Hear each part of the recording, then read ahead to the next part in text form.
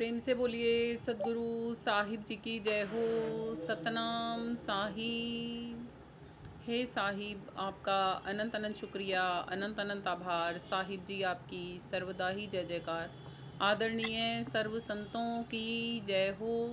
उपस्थित आदर के योग्य सभी जीवात्माओं को मेरा नमन। सतनाम साहिब। आप सब में बैठे परमपिता परमात्मा को शत शत नमन। गुरु को कीजिए दंडवत कोटि कोटि प्रणाम।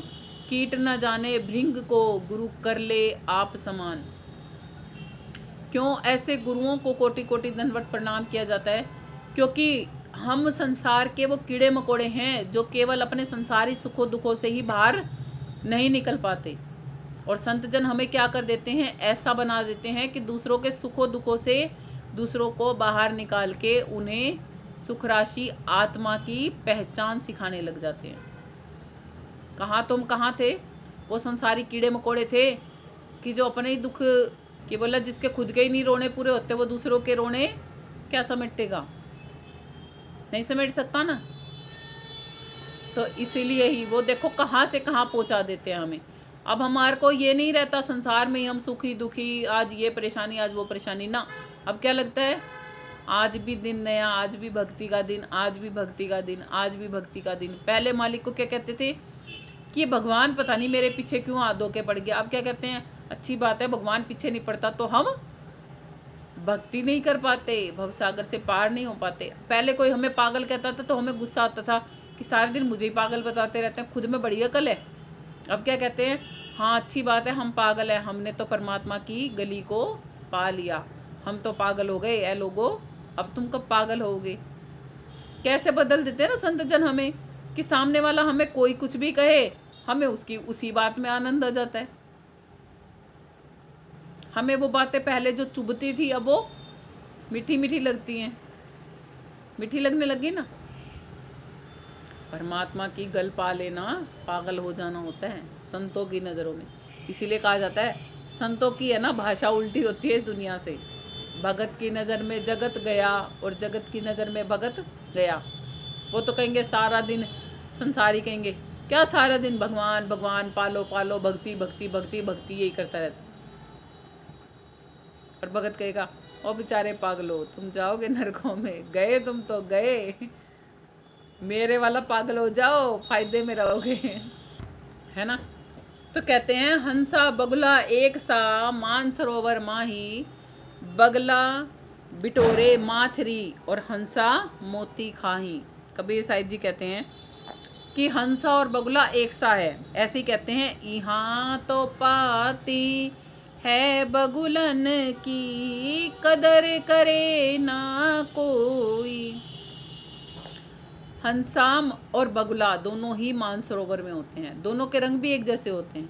फर्क केवल उनके आँखों से पता चलता है और उनके व्यवहार से पता चलता है। हंसा तो क्या करता है, मोती चुनता है उसी मानसरोवर में से, और बगुला क्या चुनता है, माछरी चुनता है। और बगुला पता है क्या करता है, इतना शरीफ बनता है हंस से भी ज़्यादा कि एक टांग पे खड़ा हो जाता है कि भाई मछली ये सोचेगी कि भी बेचारा कितना शरीफ है, मगर ये नहीं पता जोरों से ज़्यादा चालाक है वो, है ना। चालाक होता है ना जोरों से ज़्यादा। मछली मुंह में पकड़ते ही और फर देसी दूसरे भी पैर मोड़ के उड़ जाता है।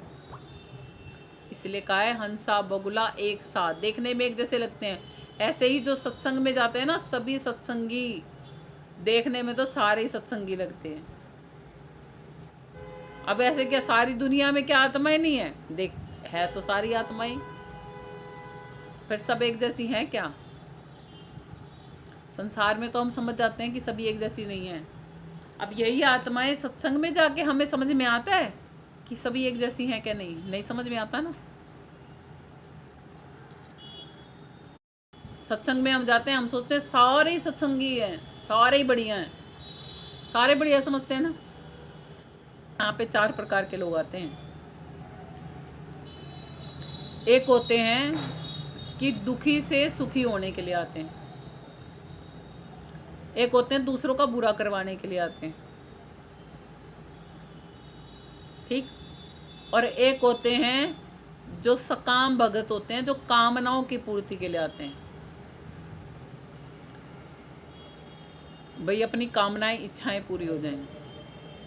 और एक ऐसे होते हैं जो भगवान की चाह में आते हैं केवल। अब इतनी तरीके के जब आते हैं, उनमें से छटनी होती है जो बिल्कुल दुखी से सुखी होने, मतलब कि संसार की परेशानियों से वो सोचते हैं कि भाई आज हम इस चीज़ से परेशान है, ये परेशानी खत्म होएगी, तो ये नहीं पता कि कल को दूसरी परेशानी शुरू हो जाएगी। केवल उतनी के लिए आते हैं कि हमारी परेशानियां हल होती रहें। जब वो बदलने लगते हैं तो वो फिर प्रभु प्राप्ति की इच्छा में कन्वर्ट होते हैं खुद से। और कुछ लोग ऐसे भी आते हैं जो प्रभु प्राप्ति की इच्छा से भी आगे निकल जाते हैं, जिनको केवल परमात्मा ही परमात्मा चाहिए होता है, उनके अंदर में बाकी कोई इच्छा नहीं बचती वो। अब जो सकाम भगत आते हैं ना, वो क्या करते हैं, वो अपनी इच्छाओं के साथ में परमात्मा की इच्छा होती है बस एक बीच में डिजायर की तरह कि हो जाएगा, जाते हैं सत्संग में, क्या पता मिल भी जाए परमात्मा भी। तो जो केवल अपना दुख से सुख में कन्वर्ट होने आए थे ना, वो लोग सकाम भक्त में कन्वर्ट होते हैं। वो भी होना चाहते हैं, जो वो ही होते हैं, सभी कोई नहीं होते। और जो सकाम भगत होते हैं ना, वो कन्वर्ट होते हैं केवल एक प्रभु प्राप्ति के लिए। और जो दूसरों का बुरा चाहने के लिए आते हैं ना, वो धीरे धीरे कन्वर्ट होते हैं अपनी इच्छाओं की, मतलब अपने दुख से मुक्ति पाने वाली कंडीशन में। तो ऐसे धीरे धीरे कन्वर्टेशन चलता है उनका, एकदम से नहीं कन्वर्ट होते। और उनमें से भी बहुत सारे ऐसे भी होते हैं जो कभी नहीं बदल सकते, जो जिस अवस्था में आए थे ना, जैसे जो दुखी से सुखी होने आया था उसी अवस्था में ही रह जाते हैं, जो दूसरों का बुरा करने के लिए आया था वो उसी अवस्था में ही रह जाते हैं, जो सकाम भक्ति के लिए आया था कि भाई संसार भी चलता रहे, भगवान भी मिल जाए, उसी में रह जाते हैं। बहुत से लोग, केवल बहुत कम लोग ऐसे होते हैं जो उस अवस्था में पहुंच पाते हैं जिनको केवल और केवल परमात्मा चाहिए और कुछ भी नहीं चाहिए।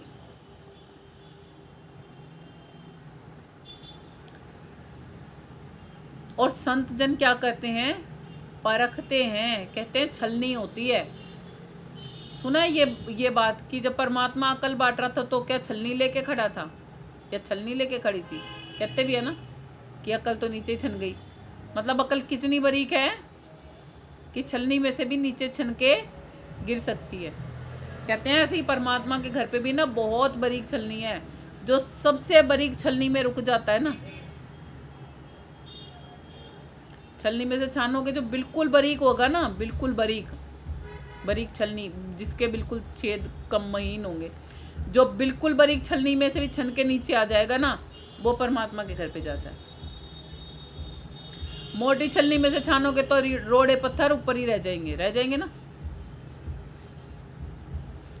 और बारीक में से छानोगे तो छोटे छोटे कंकड़ भी बीच में ही रह जाएंगे, है ना।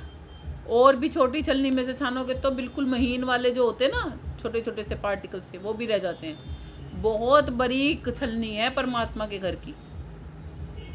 इसीलिए कहा जाता है धर्मा दे दरवाजे वड्डे वड्डे, तंगल्ला दी मोरी वे, मुल्ले काजी लंघन न देवे, जो लंघियाते चोरी चोरी वे। और हम किस चीज में उलझे रहते हैं, ये बड़े बड़े जो दरवाजे हैं ना, कामनाओं के, इच्छाओं के कटोरे वाले। कहते हैं छोटा गरीब छोटी डिमांड और बड़ा गरीब बड़ी डिमांड। अब बड़ा गरीब थोड़ी ना होता है, गरीब नहीं होता ना बड़ा गरीब पता है कौन होता है? जो धनाढ्य होता है ना, वो बड़ा गरीब होता है। आज लक्ष्मी पूजन पे ना जो धनाढ्य परिवार है ना, उनकी डिमांड क्या होगी और गरीब की डिमांड क्या होगी, अपने आप ही हिसाब लगा लो। पूजन तो सभी करेंगे ना लक्ष्मी का, गरीब क्या मांग लेगा ज़्यादा से ज़्यादा कि हे भगवान ये झुग्गी झोपड़ी है, इसकी जगह कोई मकान ही बन जाए, है ना। अब जिसके पास पहले से ही महल है वो क्या मांगेगा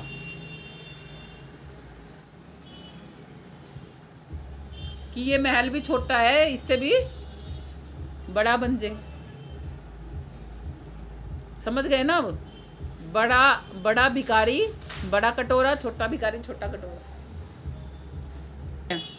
तो वो कहते हैं कि अब यदि तुझे मिलने की, परमात्मा से मिलने की और हंस से मिलने की चाव है, और तू चाहता है अक्षीर का, अक्षीर का मतलब होता है खीर, बहुत जगह अक्षीर को दूध भी कहा जाता है क्योंकि दूध से ही खीर भी बनती है। कहते हैं जो तुझे प्यास शीर की होई, कूप शीर ना होई।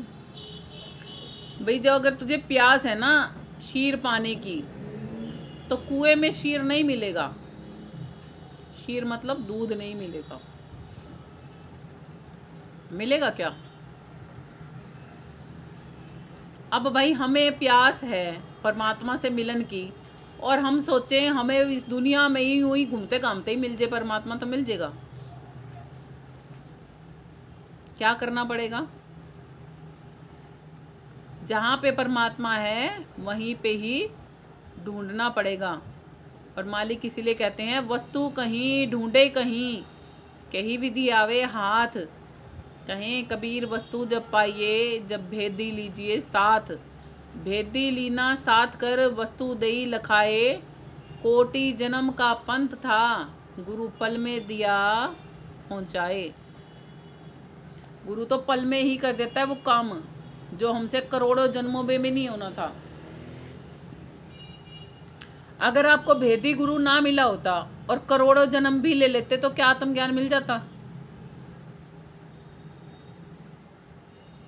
नहीं मिलता ना। और परमात्म ज्ञान मिल जाता। जब आत्मज्ञान ही नहीं मिलता तो परमात्म ज्ञान कहाँ से मिलेगा? नहीं मिलेगा ना। कि एक गुरु, एक स्थार शब्दी गुरु का यदि किसी आत्मा के जीवन में आना हो जाता है ना, तो उसकी आधी जीत निश्चित हो जाती है, आधी सफलता हासिल हो गई। किसी बच्चे को पढ़ने का चाव है, उसको बुक्स मिल गई, नोटबुक मिल गई, पेन पेंसिल रबड़ मिल गया, ठीक है, और टीचर का संग भी मिल गया, तो क्या उसकी आधी जीत निश्चित नहीं हो गई पढ़ने के लिए? अब क्या बाकी रह गया? टीचर का पढ़ाना और स्टूडेंट का, उस बच्चे का पढ़ना, है ना। और बच्चा लगातार टीचर के दिखाए उस रास्ते पर चलता रहेगा तो एक दिन वो स्वयं में टीचर ही बन जाएगा।